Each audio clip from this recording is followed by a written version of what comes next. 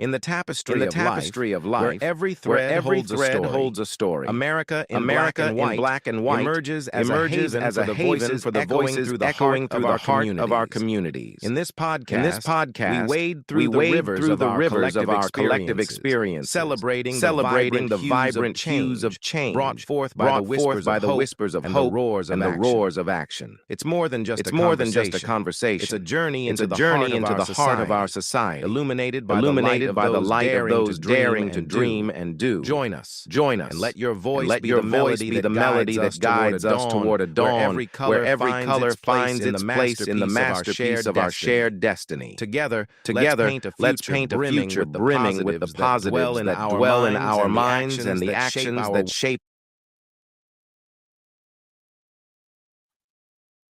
Good evening, ladies and gentlemen, and welcome to another episode of America in Black and White. Tonight, we have a very special guest. We've got Dr. Rasean Crawley, who is running for Louisville, Kentucky's Metro Council District 22. Tonight, I would like to tell you guys something about Mr. Crawley before we bring him in. Dr. Rasean Crawley is a dedicated and passionate individual committed to making a positive impact on our community. With a proven track record of community involvement, mentor development, and a deep understanding of the issues facing our city, he is the ideal candidate to represent our community on the Metro Council for the 22nd District. Mr. Crawley was born and raised in Louisville, Kentucky. Dr. Crawley has a strong connection to our community and a firsthand understanding of its unique challenges and opportunities. He holds a Bachelor's of Science degree from the University of Louisville, a Master of Business Administration degree from Florida Institute of Technology, and Doctorate of Business Administration from Trident University International, equipping him with the knowledge and skills needed to address the complex issues facing our city. Professional experience with over 10 years of experience in accounting, within account management and business development, Dr. Crawley has a proven track record of managing annual budgets in excess of $50 million, managing relationships for a number of Fortune 100 clients, and partnering with different vertical leaders to provide solutions to challenging tasks. He currently leads the account management team at Humana Central Well Pharmacy, where he demonstrates effective leadership, strategic thinking, and a commitment to community betterment. Dr. Crawley is deeply committed to community service and has been actively involved in various local initiatives. He currently volunteers with Louisville Kappa League and Junior Kappa League, serving as an advisor to JCPS students, providing mentorship to young men from grades 5 to 12, demonstrating a hands-on approach to creating positive change. Dr. Crawley also serves as an active board member for Friends of the Louisville Zoo, a philanthropic board that raises funds to preserve, promote, and advance the mission of the Louisville Zoo. Dr. Crawley is also an active member of Burnett Avenue Baptist Church. This commitment reflects his selflessness and genuine passion for improving the lives of our residents and community. Key priorities. If selected to the Metro Council, Dr. Crawley has outlined several key priorities, including educational enhancements, public safety reinforcement, and sustainable development, to name a few. He believes in representing the voice of the community, eradicating fiscal irresponsibility, and ensuring government transparency, and is dedicated to working collaboratively with other council members to implement effective policies for the benefit of our community.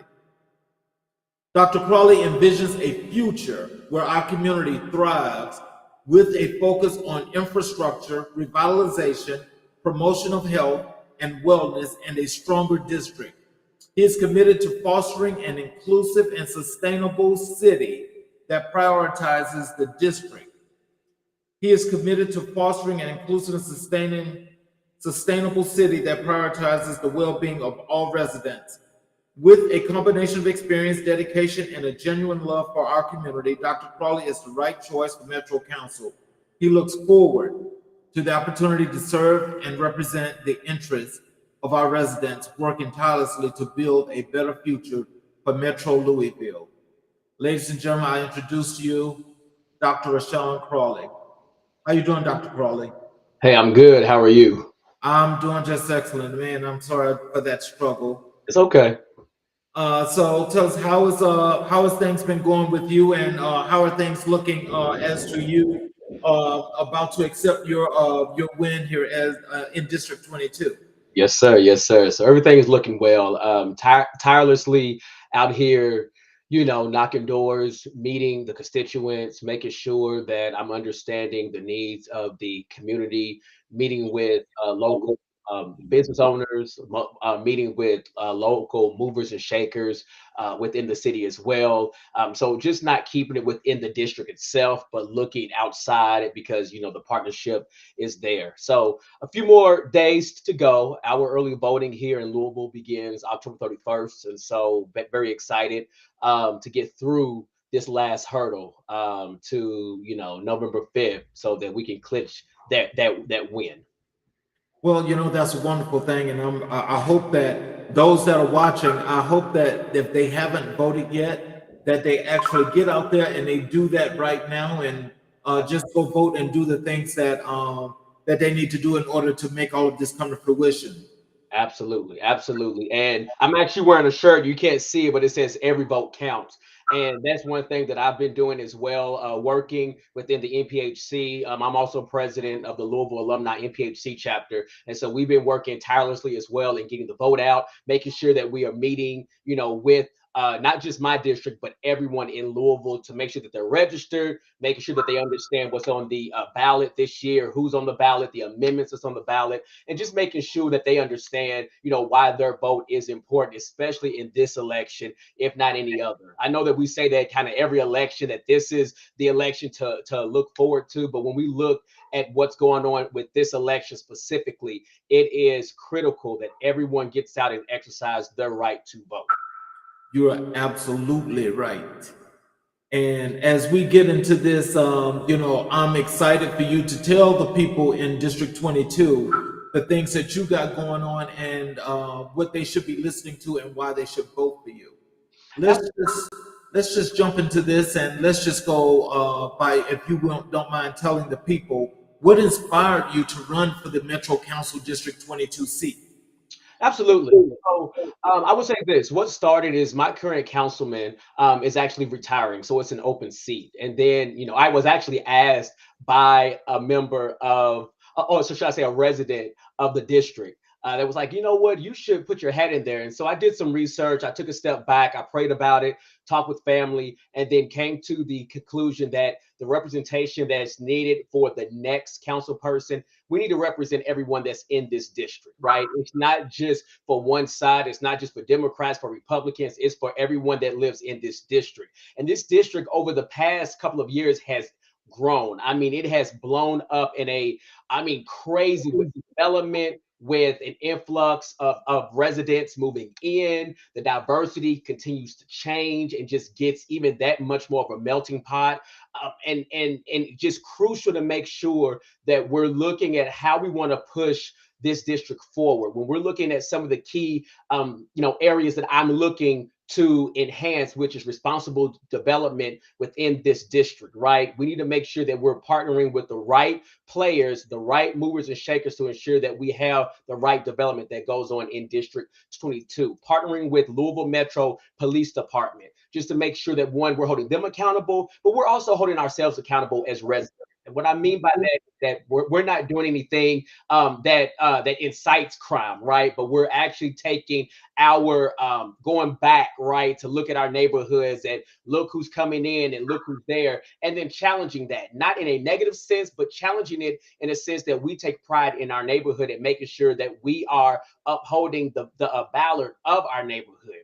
And then the third thing is really the fiscal responsibility of Louisville Metro government as a whole. With my doctorate in business administration, looking at the budget, looking at how we're spending the taxpayers' money, making sure that it actually goes back into the community and what that looks like. And then also the last thing is just being the voice of the district. What I've seen over the past few years as elected officials get in is I think some of them get in initially with the unction of I want to support and I want to be the voice, but then they begin to deter from that or move away from that. And the voice is no longer the voice of the people, but the voice of self. And I want to make sure that one, my district holds me accountable. And then I want to make sure that I am that voice to the district for the rest of Metro government. I want to tell you, I love that, Dr. Crawley, because not many public officials like to hold themselves accountable. That accountability means everything for each and every individual for that district. Absolutely. Absolutely. Can you share a bit about your background and how it has shaped your approach to public service? Absolutely. I would say this, being a minority, right? I mean, you can see that, but I actually challenged myself to get my doctorate. I didn't need it in the workforce specifically for the roles that I have had. The current role that I'm in, I don't need it, but I needed it so that one, I can become an expert in my field. And the reason I say that is because you have some elected officials that get in office that do not want to take the initiative to learn what it means to run the office. They rely on other people that's been in there to give them kind of, the lay of the land, and they just keep going that way without really looking at how to really progress, and so one thing for me is my mom has always told me that you're a lifetime learner. And I'm like, no, I'm not. Well, here I am, right, getting my doctorate and even back in school again, but we'll leave that for a different conversation. But with that, it has shaped me because it's one, taking ownership of myself, but also working in a diverse work group, a diverse student group, and understanding that there are different mentalities, different thought processes that can come together for the betterment of the organization itself. And the one thing that I want to be clear is, yes, I am running as a Democratic candidate. However, I am exposed enough and open-minded enough to be able to receive the conversation of the other side and be able to have constructive dialogue back and forth so that we can come to a decision that makes sense for the whole and not just one side. And so with that, I just want to just put that out there, is that what I've done to prepare myself and get myself ready is what I've been doing my entire life. That's interacting. I don't meet a stranger, listening, being able to hear someone and interpret what they're saying, then be able to state that back for my own understanding, and then coming together and finding a way forward so that if we disagree, we can agree to disagree, but where do we need to meet in the middle so that we can move everything forward and progress as we need to. Oh, wow. Oh, I love that. What experiences do you believe make you a strong candidate for this position? One is the philanthropy. I mean, I am engaged in so many different organizations within the community that gives me a greater vision of where Louisville can go. As you mentioned, and you shared, I give back to our public school students. I work, tirelessly with my fraternity for Kappa Alpha Psi Fraternity Incorporated with Kappa League. And what I do is make sure that I'm instilling the experience, the knowledge that I have into these young men to help push them forward. The other things that I do is I partner with other organizations. So like NPHC, the National Panhellenic Council, I partner with them just to make sure that we're able to go out and assist the community as they see fit for us to do so. So that's being wherever we need to be, whether it's at the launch of a hospital in West Louisville that has not been there in over 100 years, and it was desperately needed to support that effort. If it's being out at a event where we want to get voters out and make sure that they're educated and they understand, what is, as I mentioned before, what is on the ballot, why this election is so crucial. If it's just really meeting and going to a coffee shop and just having those dialogues, that's what has, gotten me ready for this. And that is what has really kept me excited about running, to make sure that I am doing what is needed for the community as a whole. And let me just ask you a follow-up question on that, Dr. Crawley. With that program that you guys do with the young men, yeah. Is there a mentorship program? Is it mentoring included in that? Yeah, so that's exactly what that is. It falls under the umbrella of our Guide Right program, and that's training for leadership, that's mentorship. It's a whole host of supplemental teaching, supplemental programs that we do for our young people. And just to clarify, excuse me, we actually support grades 5 through 12. And so when we're dealing with these young men, they're not necessarily from a difficult background, but when they come in, we teach them and train them and develop them in different aspects of life, in competitiveness, in self-care, self-love, in financial stability, what that looks like, and then a wealth of other topics that we go over throughout the course of the school year. And so we do that, and we have grown year over year over year over year. And I mean, it's just amazing to see how these young men are able to come back in. And then we have, I want to say, a 99% graduation rate from the schools into universities. So that's just a testament to what we're doing to give back and to strengthen our young men as we go forward. Oh God, that's definitely needed. We need to applaud you guys for that. Can you tell us, how do you envision your role as a council member impacting your community? Absolutely. So I envision my role is going to be unique. And the reason why I say that is because once we secure the win come January, I will be the only representation of a Black male that's on the council. So on a 26-seat council, I will be the only one that is a Black male. That's because of how the elections have went, primaries and so on. And so I see myself being the voice and the representation of the Black male in Louisville. I see myself being the voice of someone that has lived in different areas of Louisville and understanding the different dynamics of the city, from West Louisville to East Louisville to South Louisville, where I currently reside now. And then I also see myself challenging the status quo on the council. And as I mentioned, yes, Democrat here, but I have to work with my Republican counterparts, right? I mean, for us to get ordinances, laws passed and across, we have to have that type of relationship, dialogue. So I see myself being that bridge, one of the ones that might say, okay, let's go across the aisle. Let's have these conversations. Let's really dig a little bit deeper into what's going on and try to find where we can meet and move forward. And so I like to,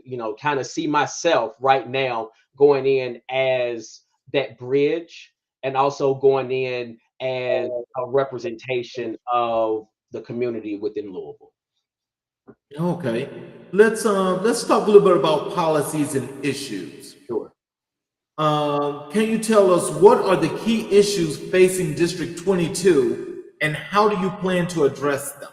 Absolutely. So the issues of District 22, of course, are not the same as the other districts across Louisville Metro.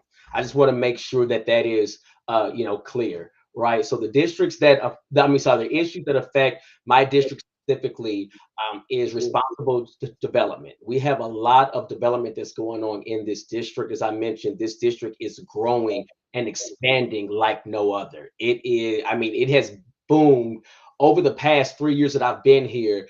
I can't even count how many businesses, developments, apartment complexes, housing developments have went up. It's so many to count. And so making sure that while we are doing those developments, and why that is great, that we're being responsible with that. We're bringing into the area businesses that we need in the area. We're bringing in like financial institutions. We're bringing in the healthcare. We're bringing in, some more eateries. We're bringing in shopping. We're bringing in the entertainment, but also we're bringing in affordable housing as well.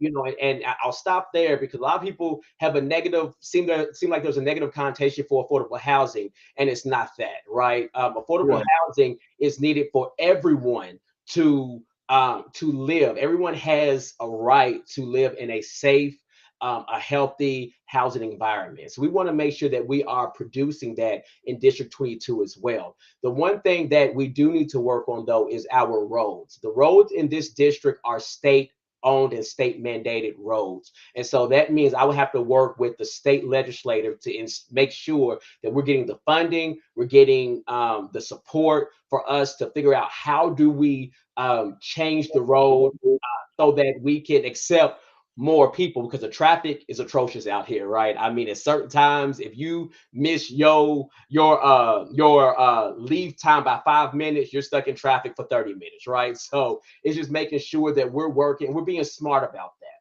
That's one thing. The second thing is public safety, okay? Public safety is important everywhere you go. Everyone wants to feel safe. Everyone wants to live in an environment where they don't have to fear for their life, fear for their possessions, fear for their property, and making sure that we are doing everything that we can to, like I said, partner with Louisville Metro Police Department, and also partnering with the residents of District 22, and having that that harmonious conversation, us working together to identify what are the key issues that we're seeing, which right now are break-ins, right? We see break-ins in cars, small petty crime that goes on, but how do we work collectively so that we can minimize or even eliminate that from District 22, and then being that leader in how it can be, you know, taken and reused in other districts as well across Louisville. And then the last thing, as I mentioned, is just transparency. We need to make sure that we are being fully transparent with the residents. And that goes from their tax dollars that are being spent, that goes from developments, that goes for different services that we are providing, and making sure that we educate them. One thing that we have lost over the course of these years, and it's not just in Louisville, I think it's everywhere, is the education piece of why we do what we do. It's the education piece of how are we to be safe. It's the education piece of the services that are offered and how they affect us directly or indirectly, and just having that. And once we can actually educate individuals on that, I think we will have a better outcome from that.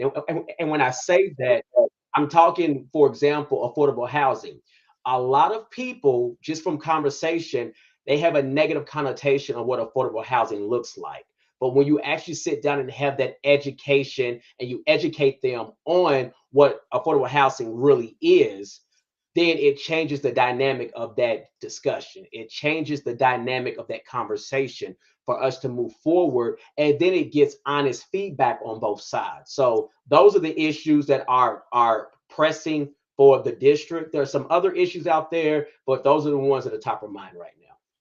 Okay, that's a perfect segue, because my next question to you is, how do you plan to improve public safety in the neighborhoods? Absolutely. So part of it, education, right? I mean, I mentioned that. I can't harp on that enough. But also is when I want to have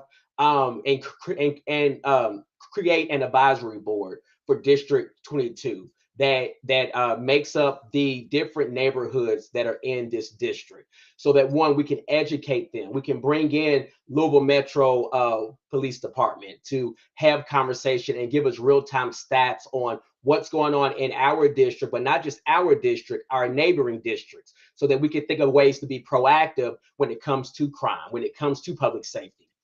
It also is going to be, you know, working with our, you know, our fire department, our EMS team, so our public safety team, to make sure that one, we are getting the information that we need to educate ourselves, and so that we can have the correct thought process and how we want to move forward. Okay. And when I say that, is we have not had a lot of that dialogue over the course of a few years throughout Louisville, right? It seems like when something hits the fan, that's when we want to start having these dialogues. That's when we want to start having these conversations. But I'm of the mindset that we need to be proactive, because if you are ready, you don't have to get ready, right? That colloquially that's always saying. So I want to make sure that as we are moving forward, that we have that dynamic, and they're invited to all of the meetings that we have. I welcome the public to show up and to voice their concerns and their opinions, but I want them to get the facts as well. And that's the reason I want the advisory board, so we can actually speak in facts, not what the media is putting out there, because a lot of times it's not 100% fact. Sometimes they skew it. We've seen it, but want to make sure they have the facts, they have the data to support it, and then we can start coming out with realistic solutions for us to start attacking any problems that we have in our district. So I hope that answered your question. Yes, sir, most definitely. What are your thoughts on affordable housing, and how can the Metro Council support this initiative? So one thing my mayor, the Louisville mayor, has said, I want to say it was last year, I believe, is he made it public and made it known. Affordable housing needs to go and be spread out in all 26 districts. He has this thing saying, not in my district, right? So don't put it in my district, but put it in this district. Well, affordable housing needs to be shared across the board, because once again, it goes back to everyone able to decide where they want to live, and they desire a safe place to live in. And so with that is, if we are able to build those infrastructures in all districts, then that gives everyone the opportunity to say, okay, you know what, I want to go here because maybe there's a school that's closer for my children, right? And they don't have to bus or use public transportation, or we can minimize the amount of time it takes them to get to school and back home and to other events. So one way that we can do that is all the council people understanding and taking up the initiative that not in my district, we get away from that. And we're okay with building that in our district. It goes back to education again. But we also need to hold the builders accountable to make sure that they are building with these affordable housing, that they're building safe structures, that they're building structures that actually make sense, and that they are taking care of those residents as well. And so there's a lot that we can do that will take up probably the rest of this time, but it comes down to education, dialogue, conversation, and really action. And what I mean by action is that if we say that we're going to do this, let's do this. Let's not say we're going to do something and then 2 years out, we're still deciding on what that something looks like. We need to be very, I keep saying proactive about what we're doing, but we also need to make sure that we're progressing through what we're talking about and what we're doing as well. So let me follow up on one question with you with this.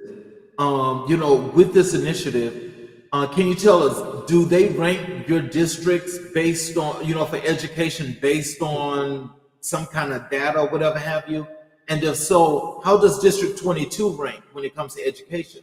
So I would say this, in my district, there's not as many high schools or middle schools or elementary schools that's in my district as they are in some other districts. So it's kind of hard to rate the district based on that, because they're not evenly spread with the same amount of educational locations. They do rank our schools within the city on kind of a ranking system and what that looks like. And then of course, support goes where it needs to go. Within my area, I would say we have probably some of the mid to top locations here.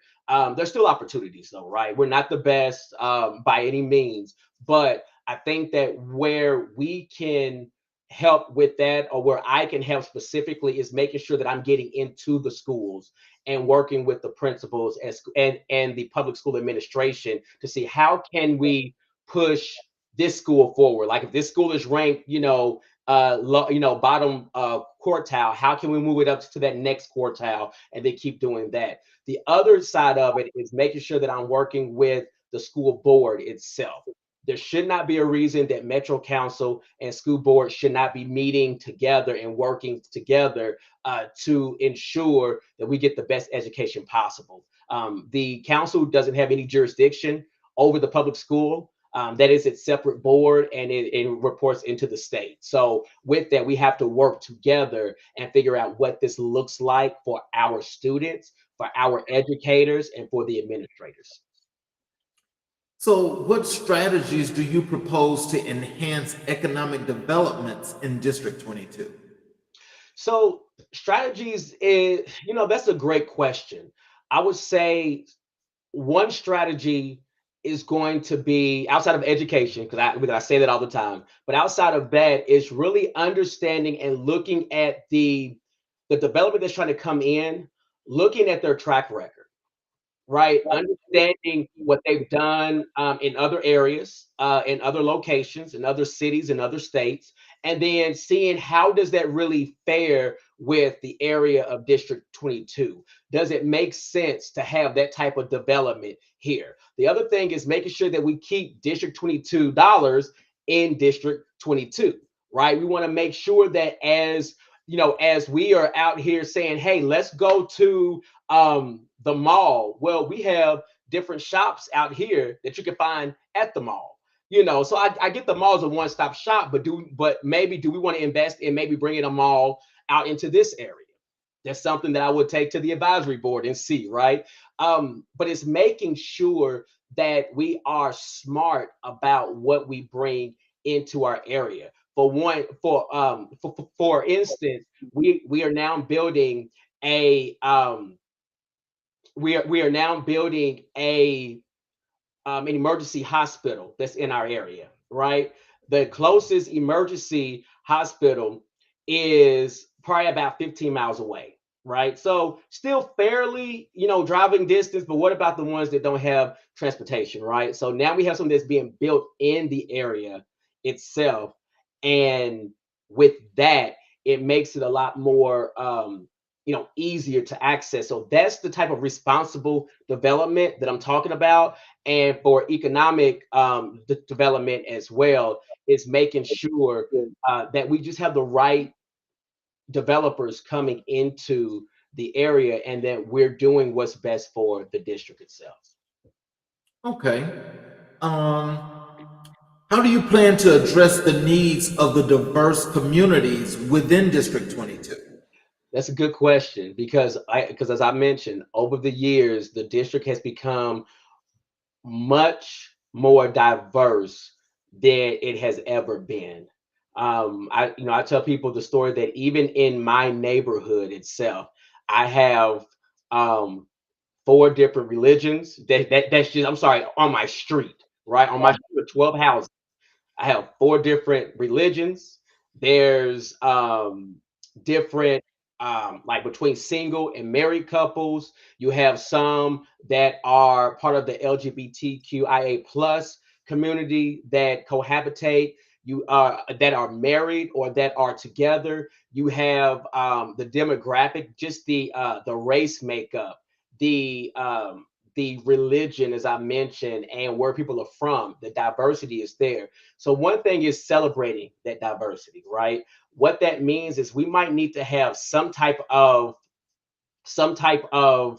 event where we can celebrate that diversity in this area. Now that we're seeing a lot more of it come in, it might be that we need to recognize, right, and celebrate on these different days that we want to celebrate the different cultural backgrounds that we have. We should do that, and we should do it publicly, and we should do it willingly. Being able to educate ourselves, right? So maybe for a week or something, we can have something where different cultural backgrounds come in and they can give us information on the history, the heritage, what makes them who they are and how they can contribute to society. There's a lot of different ways that we can make that happen and celebrate diversity and get and have more engagement with diversity. And so that, like I said, those are just some things that I'm spitballing right now, but I'm pretty sure once we're in, definitely work with the advisory board to see how can we become more diverse and celebrate the individuality of everyone that we have that make up District 22. So can you elaborate on your stance on environmental sustainability initiatives in the area? I think we should have them. I believe, based on what scientists have said, that we are polluting our planet, that we need to find alternative energies that we use, and I'm in agreement with that. One thing that I've done is I have solar panels on my house now, right? So it's being able to do renewable energy that way. It wasn't a mandate It wasn't something that is, the part of the homeowners association. Is something that I took pride in and said, you know what can I do to reduce my carbon footprint? And that's what I did. So, that's one way of doing it. I believe in the electric vehicles, right? I believe in, windmills, so wind energy. I believe in hydroelectric energy, ways that we can create renewable energy that makes sense and that minimizes the carbon footprint that we have on our planet. Mm. Let's move over to community engagement. Absolutely. How do you plan to engage with residents and keep them informed about council activities? Absolutely. So my team, the idea would be, one, we're going to send out newsletters. So whether it's monthly, weekly, and we'll decide kind of that frequency depending on what's going on at the council. But sending out electronic newsletters, even possibly paper newsletters. Like I said, I want to reduce carbon footprint, but I also want to make sure that everyone is still aware. So that might mean just emails, electronic communication. But outside of that is having the advisory board, right? They will have insight on what's going on and they can help advise me on how to move forward and what I should look for. But then the third thing is I want to have a more frequent community district meeting. And that's where I invite all the residents of the district to a location and we go through what's going on at the council level, what's going on at the city level, what's going on at the state level, and even what's going on right here in our district. And so we can educate them and they can understand, okay, what's going on, and they feel a part of that. Allow for some questioning and answering, but also my office is always going to be open to the residents. They will always be able to get a hold of me. If I'm not available, my team will be able to help them, and then I'll get back to them as we see fit or as we need to make sure we close loop. I want to make sure that there is open dialogue. I want to make sure that we're not leaving items not completed or open and not finished. I want to make sure that we are closing the loop on that, because then it's going to show that dedication back to the residents, but also it gives them that sense of, okay, accountability for me. Like, okay, he said he's going to do it. I'm seeing that he's doing it. I'm gonna hold him accountable. But really, at the end of the day, it's just open dialogue, the communication. So sometimes might have like a weekly, coffee, like on Friday or Saturday. Might have like a 3-hour period where I'm at the local grocery, and they can see me then. So I want to bring the council to the district if I can. So, so they can understand a little bit more about your communications. When it comes to these things that you want to do more in the district, how are you going to communicate with them? What are some of the things that you're going to use to get the word out to them? So the word is going to be, an email distribution is one way. Another way could be text communication as well, since we are a tech savvy, community nowadays, right? Like we're living in that time that we're very technologically advanced. And then also it's still going to be some face-to-face, right? That's why I mentioned it might be, on a weekly or every other weekend. I might, go to the local grocery or go to a local area within the district where the district can come to me, right? So I'm bringing the council, because right now the council location, our headquarters is probably about 30 minutes away from where we live, right? Roughly about 30 minutes away, and that's not including traffic. So some people don't want to come all the way down there just to see me, right? So we bring in myself back out here where I live, where I support, where I represent, so that they have access to me. Another way would be, having different events and partnering with maybe some of the other council that's in the area. So like neighboring councils, that we can have kind of a hodgepodge of, hey, let's bring both of our communities together, because there are a lot of things from the council that overlap.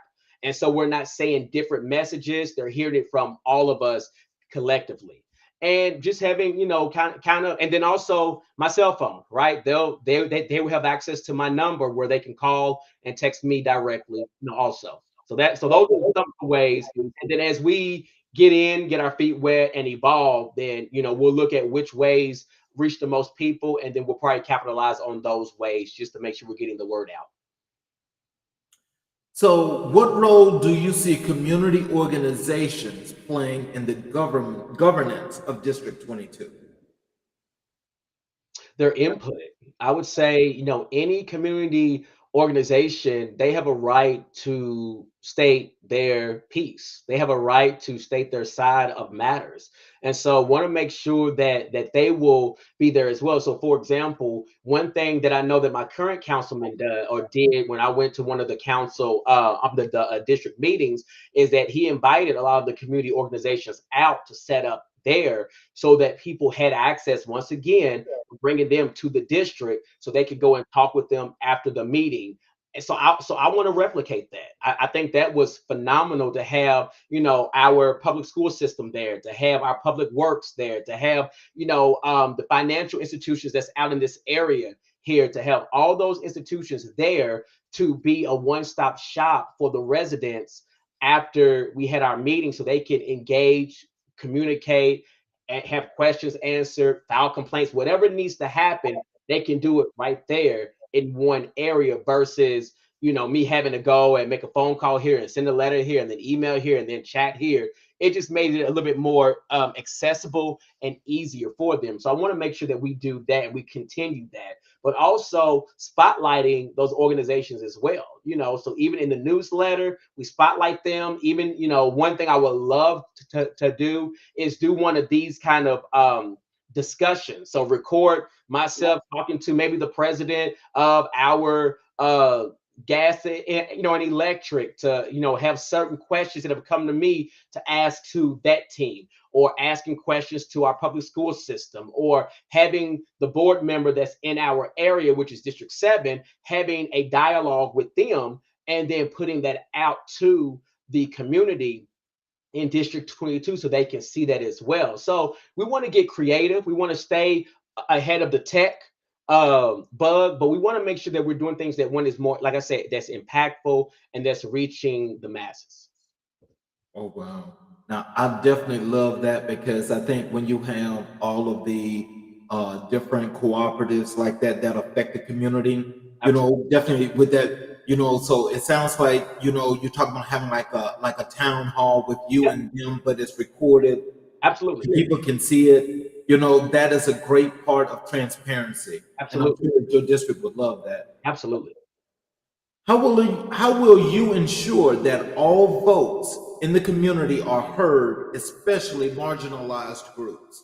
Voices, that is, I'm sorry. Absolutely. So one way I go back to having the advisory board, right? Making sure that we have representation from every resident type will be on that board. Having representation from each neighborhood will be on that board. Making sure that we have that representation. I think that's the first step to getting everyone's majority of everyone's conversation or their thoughts in. Another thing is going to be, one, they will have access to my email with the council. They will have my phone number. They will have access to me and my team to voice their concerns as well. We're going to do what we can to get as much input, and that can be doing surveys, right? We can put out surveys. We can have these town halls. I would love to, expand upon the town hall idea and then have some community members that want to get on and have dialogue. I think that'll be great because that shows the accessibility to me as well. I want to do something that is that revolutionizes how we think about council.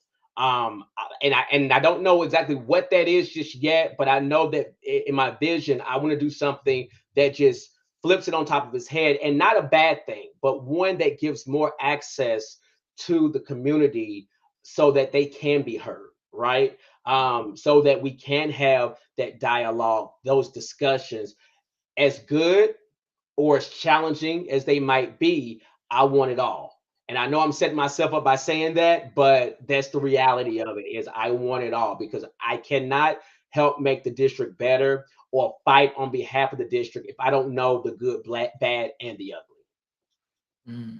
That makes a lot of sense. What initiatives do you propose to strengthen community ties and promote civic engagement?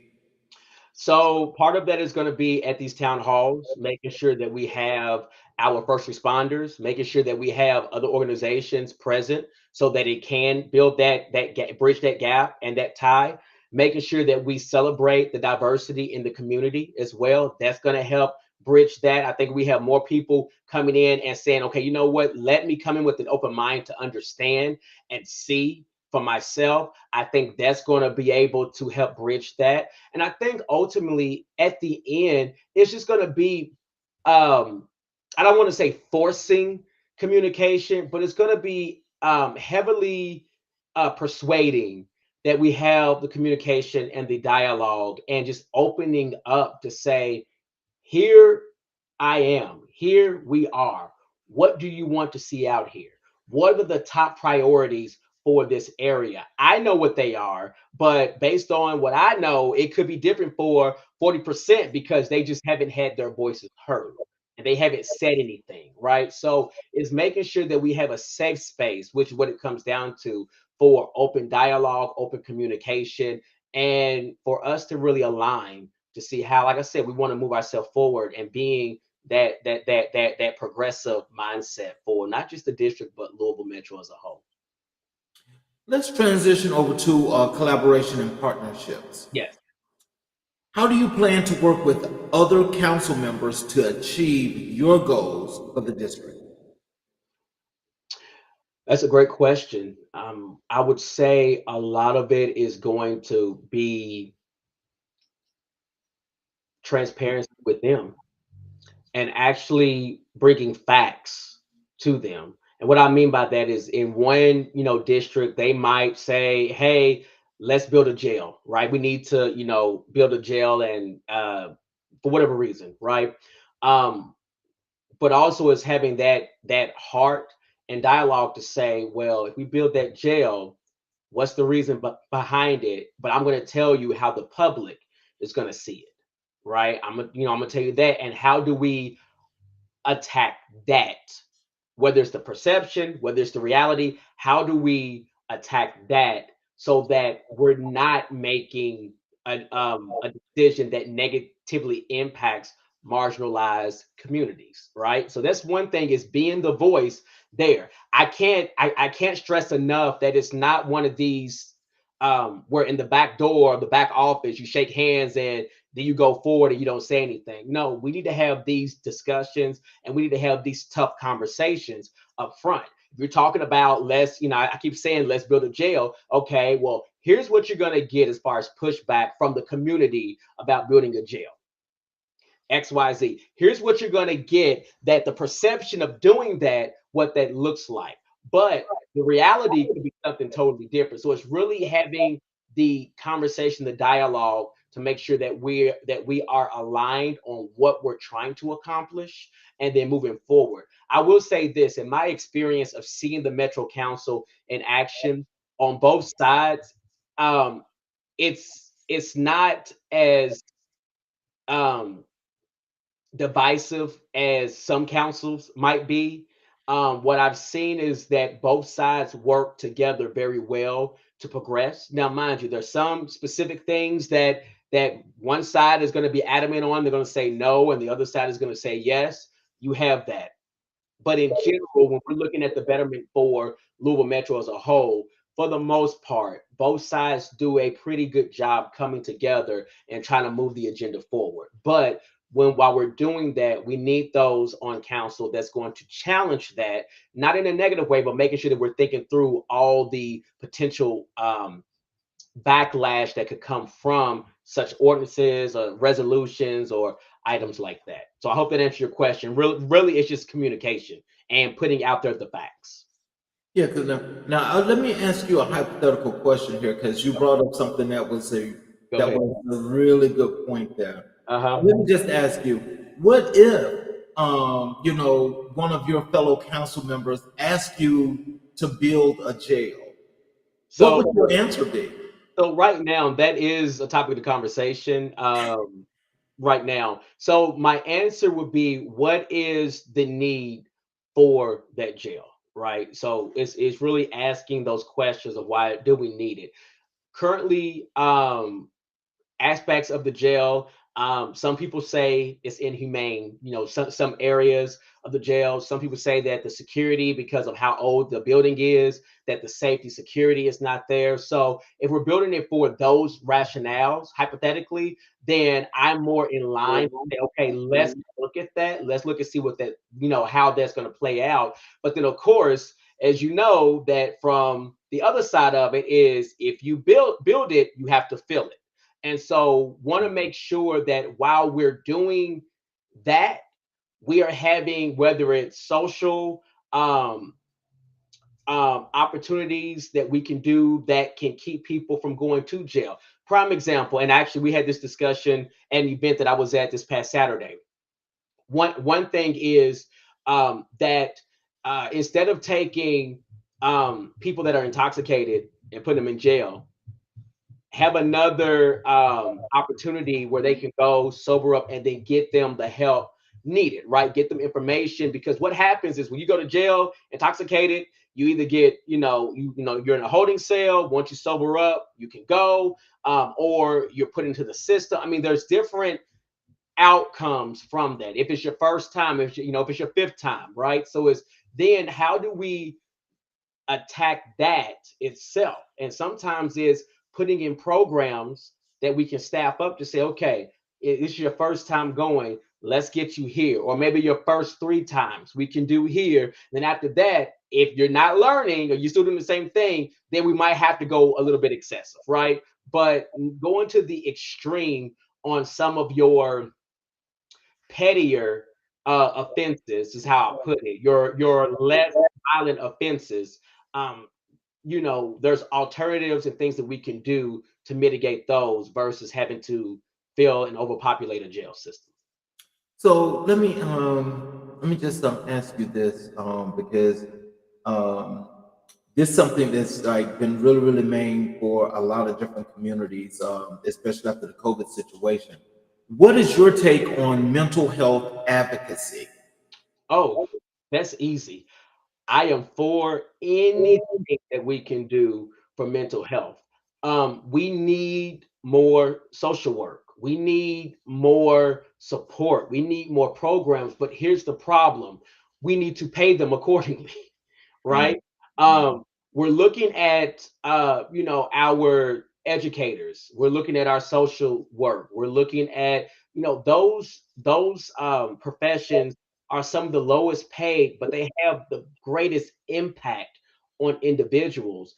And I think that we need to flip that around and actually pay them accordingly. But we also need to ensure that we have the support in place for that. Because, for example, if you have one person that specializes in, let's say mental breakdown, I'm throwing something out there. Well, we can't send all the people that have mental breakdowns to that one person, right? Because at that point in time, they're going to be overworked, underpaid. They're going to quit, find something else, or whatever. So we need to make sure that we are equipping our current workforce and what that looks like to identify some of the triggers early on. Because I believe, just like anything else, early diagnosis it presents for a more favorable outcome, right? So if we can diagnose and assess early on in the mental deterioration or in the mental component, then I'm more prone and more confident that we're going to see a favorable outcome. And so some of that is on the government to be able to supply those services. And then some of it is on the government to be willing to work with some of these institutions that are already established to help them. And then also is to work with our partners within these different companies to say, hey, how can we help? Right. And sometimes it's just opening that door. How can we help? Wow. So what partnerships do you believe are essential for tackling issues like homelessness and poverty?